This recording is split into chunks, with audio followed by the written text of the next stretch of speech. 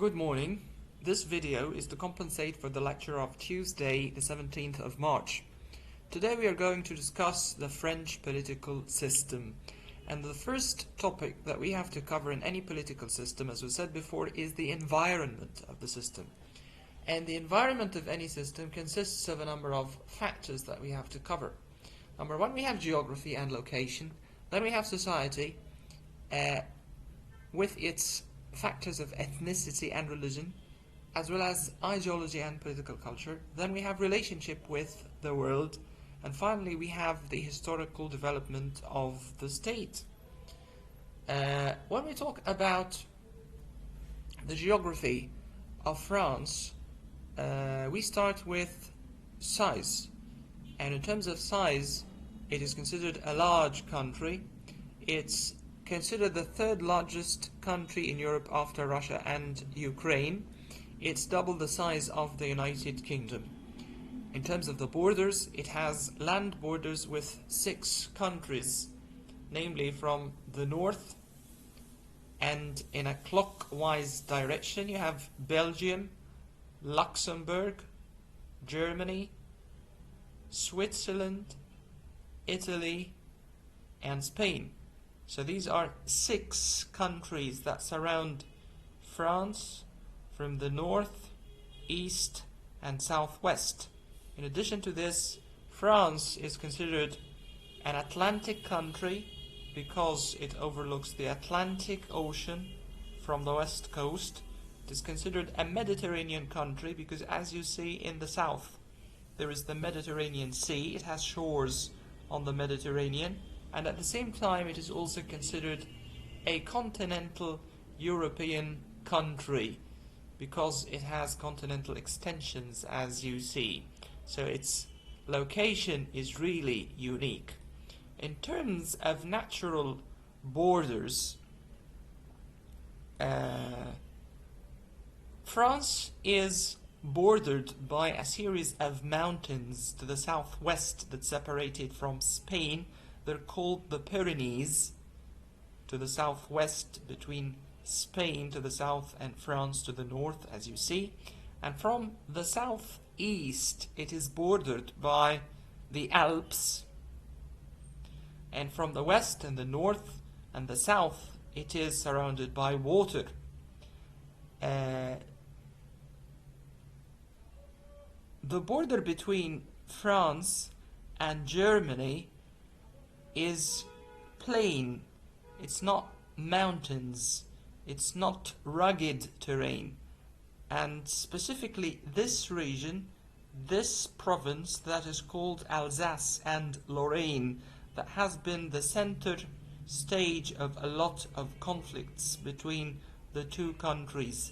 And it's from this plain area that France was invaded by Germany 2 times, in the Second and in the First World Wars. So this region represents the weakest border region of France, and there has been a lot of conflicts, or there used to be a lot of conflicts and military clashes and confrontations between Germany and France.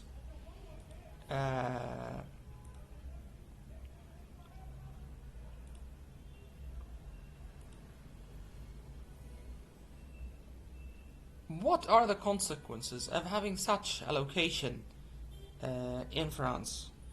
The French people have developed a mindset of vulnerability. All the time they feel that they are vulnerable. All the time they feel that they have a foreign enemy that threatens their unity and integrity. This is why, after the First World War ended, the French military built a line of military fortifications along the border with Germany, and they called it the Maginot Line, in order to prevent the German forces from invading their country another time. But the Maginot Line did not help France a lot, because in the Second World War Germany decided to skip this wall altogether and attacked France from the northeast, from Belgium.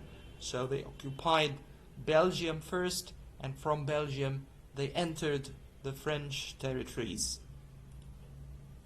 The second consequence of having such a vulnerable location, especially from the northeast, from the side of Germany, was that from very early ages the French state has developed strong standing armies in order to defend the borders of the country.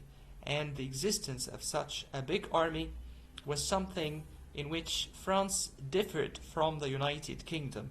The United Kingdom had a formidable navy, a big navy, but it did not have a standing army. And this had political implications on the process of political development in both France and the United Kingdom. In the United Kingdom, the change towards democracy and towards the modern state was gradual and was slow and without intervention from the military. But in France, the political history of it was marked by violence and was marked by political problems. The French people have, from very early ages, developed a strong sense of national identity thanks to the absence of internal geographic obstacles. France has got rivers. Most of the territories of France are not mountains, are not rugged terrains. That's why this has paved the way for communication among the people and so on. Paris is considered the center of political, economic and cultural power, and Paris has imposed its cultural sway over the rest of the territories of France. The dialect of Paris is prevalent throughout the French territories, but in spite of this, the countryside is still very important. The countryside still retains a good degree of influence over politics. Rural areas in France are also prevalent, and the rural areas have had an influence on the politics of France and the development of the political culture of the French people.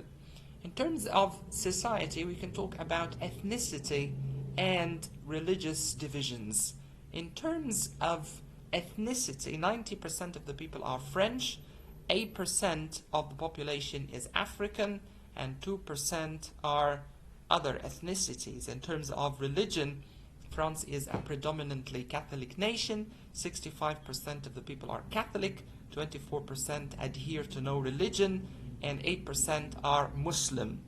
And you have also small minorities of Buddhists, Jewish communities, and others that amount to no more than 3% of the population.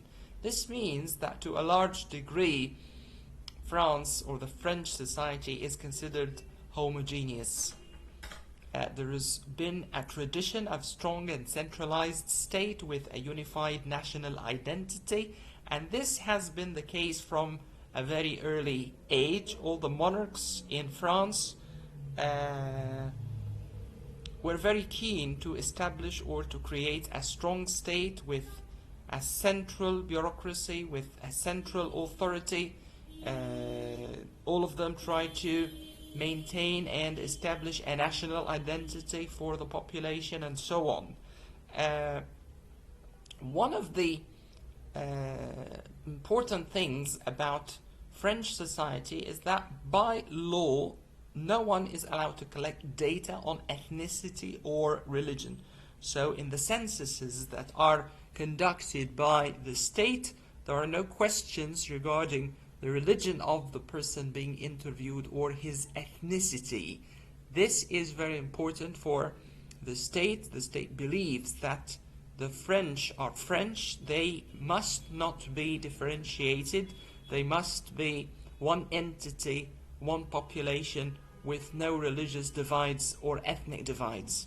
But in spite of this, ethnic and religious identities are becoming more salient due to the arrival of large numbers of immigrants, notably from Africa, North African Arab countries, the Middle East, Southeast Asia, and now about a fifth to a quarter of the population are foreigners.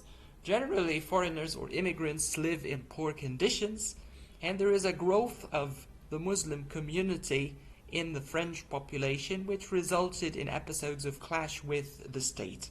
In the year 2004, there was a law that was passed by the state that prohibited conspicuous religious symbols in public schools, and it has been said that the Muslim community was the targeted community out of this law, or behind this law, because Muslim girls used to wear the headscarf, and that was prohibited along with other religious symbols in the year 2004. In 2011, still another law was passed that prohibited the wearing of face veils by Muslim women in public places, and there was a big row and a big debate over this law, and the President of the Republic, Francois Hollande at the time, Sarkozy at the time, supported this law. Government treatment of the immigrant. This is an important issue because presidents from the left and from the right have favored putting increased restrictions on immigrants in France. Ideology and political culture. The culture of the French people is mainly populist, not ideological. This means that the people do not adopt a specific ideology. They do not heed or pay attention to political parties or institutions of or organizations of civil society. Once they want something, they tend to go to the streets, to take to the streets and protest and organize marches. They believe in that tactic in order to impose their will on the government, rather than to use political parties or organizations of civil society and so on. They also put their trust in individual leaders rather than organizations. As we say, they look at the president as the center of power, and this tradition was built by the advent of the French Fifth Republic in 1958, as we are going to see. In terms of foreign relations, France has always held a belief that it has an international role to play. France believes that it is the minaret of the values of liberty and equality in the world. This is a tradition that has been in existence since the time of the French Revolution in 1789. France was a co-founder of the European Union. France wanted to revive its international stance as a leading power and not to be controlled or influenced by either the US or the Soviet Union. That's why France was one of the major countries that founded the European Economic Community in the year 1957, along with Germany and Italy and some other four smaller European countries. France has always been wary of the United States and its influence across the world. President Charles de Gaulle persistently declined the UK application for membership in the EU, and in 1966 France withdrew from the Central Military Command of NATO. Why did President Charles de Gaulle refuse or decline the application of the UK to join the European Economic Community? Because he thought that that was invasion by the United States, or was an intrusion in the policies and in the sovereignty of the bloc.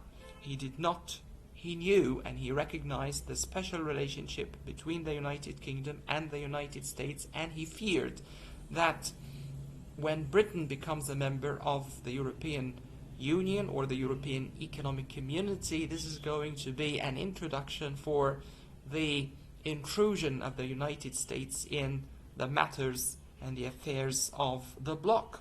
That's why he persistently refused the application of the UK to become a member, and the UK became a member only after Charles de Gaulle left the political stage when he died in 1969. Britain joined the European Community only in 1973. In addition to this, in 1966, President Charles de Gaulle took another decision, which was to withdraw his country from the central military command of NATO, and he embarked on his own plans of acquiring the nuclear weapon. This was still another gesture that France wanted to separate itself from the realm or the domain of the United States, and this means that France has got an image of itself, or tries to nurture an image of itself as an international superpower on equal footing with the United States and the Soviet Union at the time. On these grounds, we can also understand the refusal of France to ally with the United States in the invasion of Iraq in 2003. Unlike the United Kingdom under Prime Minister Tony Blair, which collaborated with the United States in that invasion. Both Germany and France refused to participate with the United States in the invasion of Iraq, and France had a different opinion along with Germany. But President Sarkozy, who was president of France between 2007 and 2012, he mended the French-American relations. He reintegrated France into the central military command of NATO. He was seen as a pro-American president of France. France participated strongly in NATO's military campaign against the Libyan leader Muammar Gaddafi in the Arab Spring uprisings of 2011. François Hollande followed in the footsteps of Sarkozy. He sent military troops to fight against Islamist rebels, terrorists in Mali, and played an important role against Iran's attempt to develop a nuclear weapon. He also favored a military response against President Bashar al-Assad of Syria.